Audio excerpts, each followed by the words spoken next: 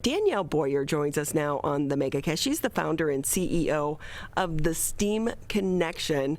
So great having you with us. Hi, thanks for having me. Danielle, before we jump into the STEAM Connection, how old are you? I'm 20 years old. And I'm sorry to ask you that because I know, I went to college in the South and you're never supposed to ask a lady their age. Oh, I don't mind. But you have done so many great things and you're only 20. What motivates you? That is an interesting question because honestly, so much contributes to what motivates me. But the biggest thing that motivates me is my students. I'm an educator. My nonprofit, the STEAM Connection, is based around teaching kids and working with kids in the community. And so my students drive me to do what I do every single day, and talking to them and working with them is just what lights my world up. 20 years old. Tell us more about the STEAM Connection. So the STEAM Connection is the nonprofit that I founded in the beginning of 2019, which sounds crazy now. It feels like a world away. But I founded it when I was a little bit younger, obviously. But I had been on a robotics team for a really long time at International Academy East.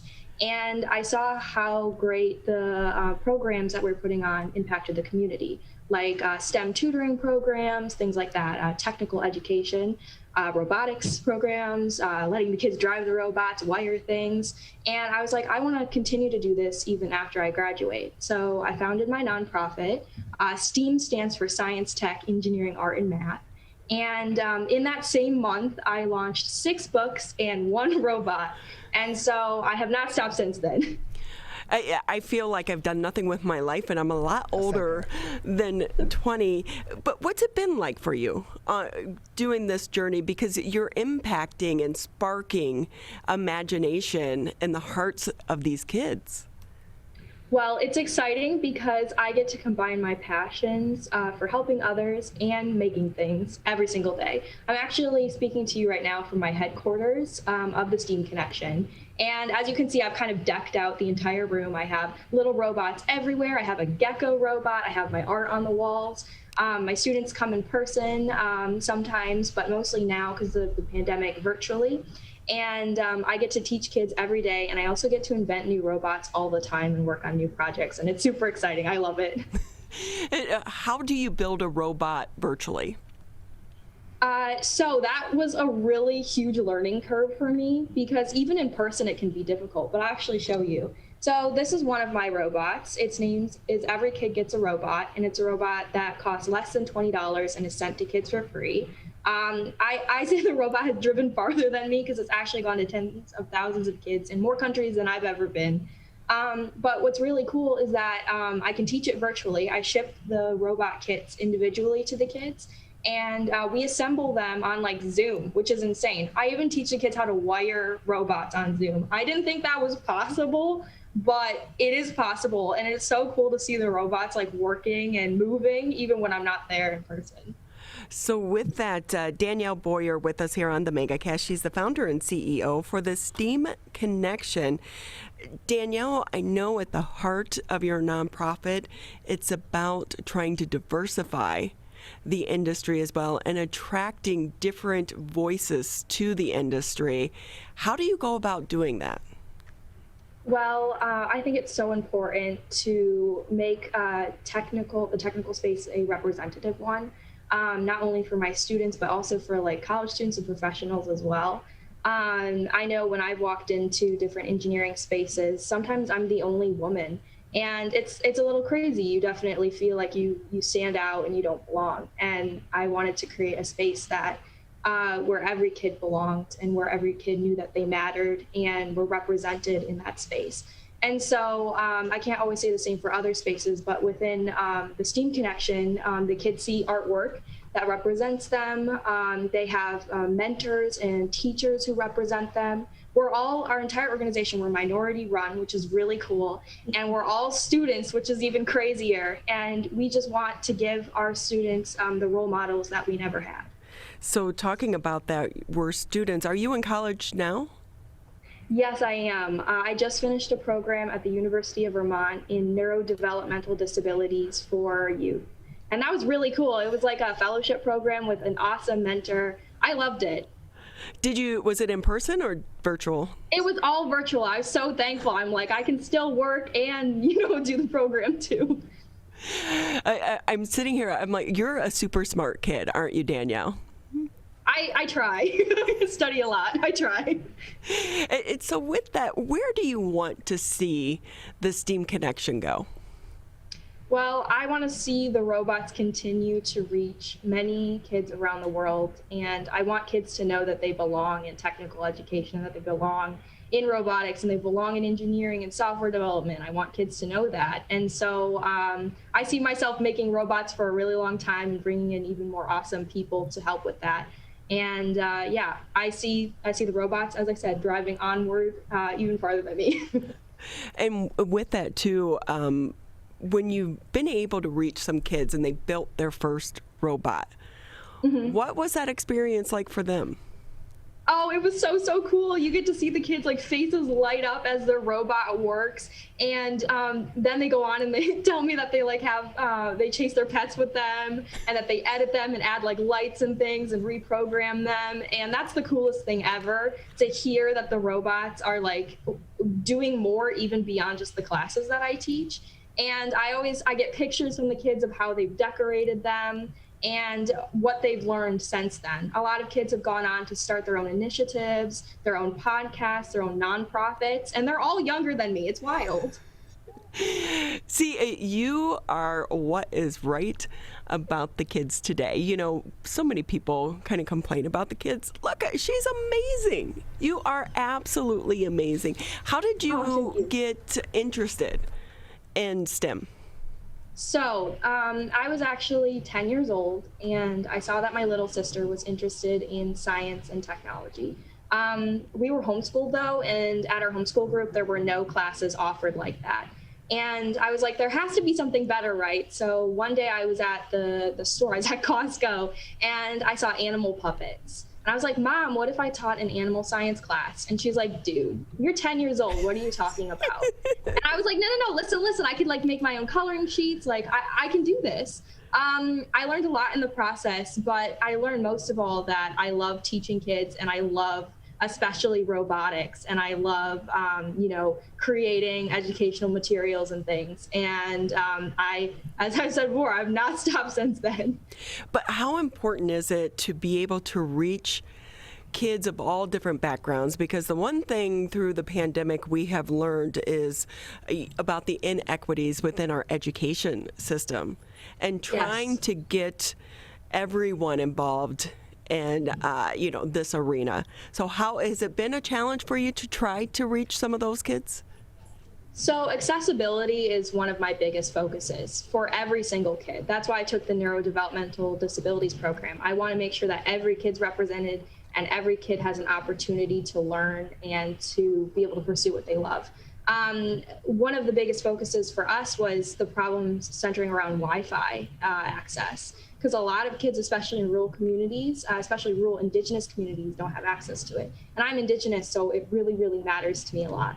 And so I was like, what if we put the robots on a pre-programmed loop, and the kids can still wire everything, they can still assemble everything, but we do not need internet access. And we started rolling that out, and it's actually in effect, and it's working, and the kids can build their own robots without internet access. So the points of accessibility is just so important to me, because some kids get left behind, and our world is becoming increasingly more technical. We need people in tech in every single industry, and we need everyone to exist at the same level in tech so that they can thrive in their future careers. Since starting your nonprofit, how has this opened up your world? That is a very big question. It's really cool because I get to work with many awesome people. I actually just came back from Seattle, where I was behind the camera for like the first time in forever. And I was shooting a campaign for my nonprofit, and we're doing a series on tech and tradition. So it intersects like cultures and our unique cultures, but it also shows our unique careers too. And so I got to photograph our board members, Michelle and Varun, and it was really fun. Varun is a microbiologist and Michelle's an electrical engineer. So I got to take pictures of them. So with that, I know that you've gained a lot of national attention because of Yes. this effort as well. What's that been like for you? Oh, it is so special. I got to be in the L'Oreal Paris Women of Worth NBC special, and I got to do it with one of my students, which was so cool. I got to do it with my student, Vinia. That was the coolest thing. We got to build robots together and drive them around in the park.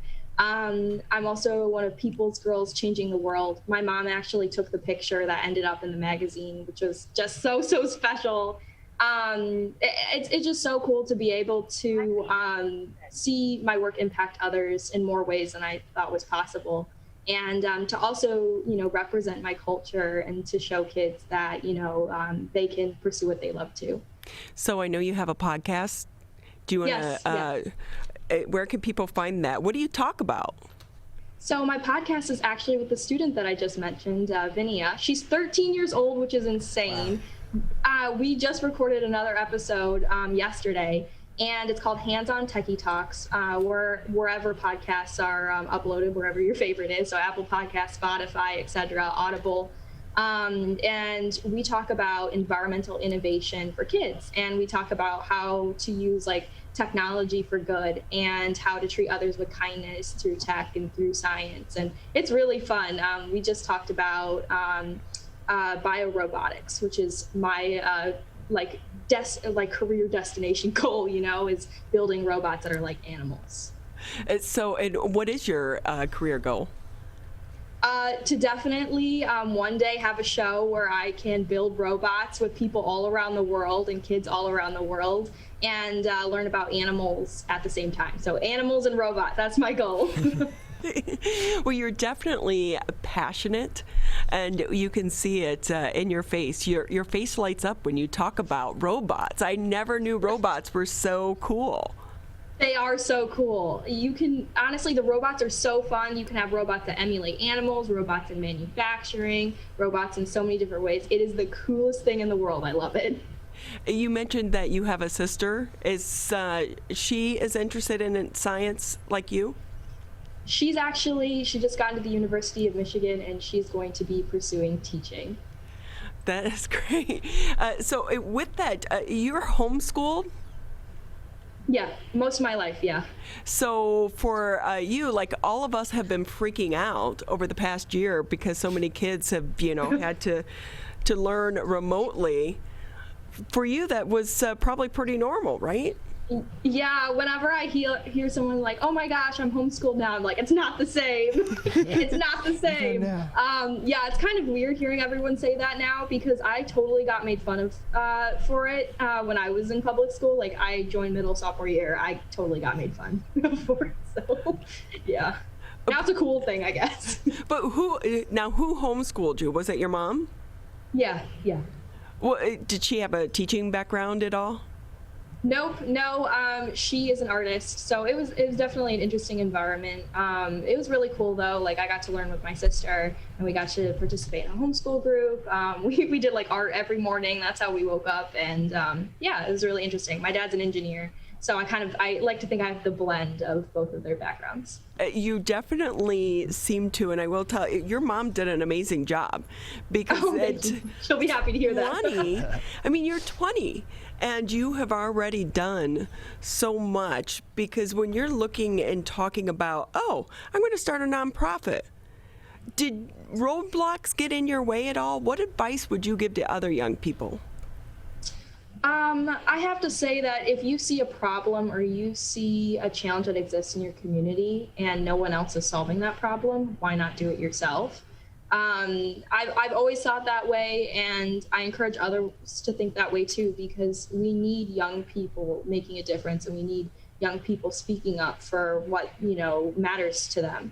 And it can be kind of discouraging at times. Sometimes people speak down to you because of how young you are. Sometimes people underestimate you. But honestly, I think there's a power in sometimes being underestimated. Because you can walk into so many spaces, and you can share your opinions, and you can create the change that you want to see. And a lot has changed over the years, and I've been able to do more than I ever thought was possible. And I really encourage others to pursue what they love and to advocate for the change that they want to see. I know that you were recently the cover story for the charity American Indian Science and Engineering Society. And It's my favorite charity. I love them so much. They're so cool. what is it about that charity that speaks to your heart? Because when I walk into their conferences and see their beautiful intertribal community, I know I belong, and I know that I'm going to find so many people with similar interests to me and similar backgrounds too. It is so cool. I get to meet people with backgrounds in research and backgrounds in biorobotics too, and we get to share our love for our cultures and share our love for STEM too. And it's just so, so beautiful. I love it. I've been able to put on different events through ACES. I've been able to do different speaking engagements there. And it is just so cool. Every time I walk into the space, I know that it's going to be an amazing time. Danielle Boyer with us here on the MegaCast. She's the founder and CEO of the STEAM Connection. You're 20 years old. What is next for you? So I'm currently working on an invention. So my main robot is called Ecker. Every kid gets a robot. And I'm working on a new project called Ecker BioBots, which is intersecting biodegradability and robotics. I can't say a lot about it, but I'm working on this new invention, and it was just, we just got funding from Verizon and the Clinton Foundation through their Social Innovation Challenge. So I've been working on cooking up a new invention so that kids can manufacture their own robots no matter where they're from. I like that, cooking up. So, Mad scientist time. And how has it been for you to try to get some of these projects funded? It has definitely been difficult, especially during the pandemic, to get funding and backing. But we've had a lot of really great supporters like Dassault Systems, who creates the software that we use to make the robots. And like Ulta Beauty donated through the L'Oreal Paris Woman of Worth program. It's just so amazing. And the support really does mean a lot because these projects are expensive. We give away everything for free. So yeah, we definitely appreciate all the support that we can get. So are you working out of your house, or do you actually have a space that you work out of? I actually have a space. This is our headquarters. It is just a room where we have like our 3D printer, our soldering station. We have a bunch of electrical diagrams on the wall, and I'm sitting at a workbench that is just covered in robots. I have a toilet paper tube robot. I have Legos. I have wiring diagrams, screws. Everything. I have everything. We've had a couple people on talking about the 3D printers. Those, they're so cool. I mean, They are. What do you do with yours? So actually the robots that I design are 3D printed in a bioplastic called PLA. And I'm showing a chassis right now. So the chassis is the body of the robot. For Every Kid Gets a Robot. People think that it kind of looks like Batman, and I kind of see where they're coming from. And I made it as simple as possible so that the kids could stick all the elements onto one body. So like the battery, the brain of the robot, which is like the microcontroller, the motor, stuff like that. And then they can put the wheels on from there, and they can just you can start driving it on your phone. So, Danielle, with it being a nonprofit, I'm sure you can always use donations. And if someone is listening or watching right now, how can they find out more about your nonprofit? You all can learn more about the STEAM Connection at our website at www.steamconnection.org. We're always looking for volunteers. We're always looking for supporters. We have free open source robotics materials too if you want to just start making robots. And we always appreciate donations because we do give all of our resources out for free. If you just want to start making robots. Yeah, just casually making robots. Yes. Make some robots with us. That would be interesting. It would. Danielle, it has been such a pleasure talking with you today. We so appreciate your time. Thank you so much for having me. We wish you the best of luck. You are going great places, big places. We can see it already. Oh, thank you. I appreciate it. Thank you.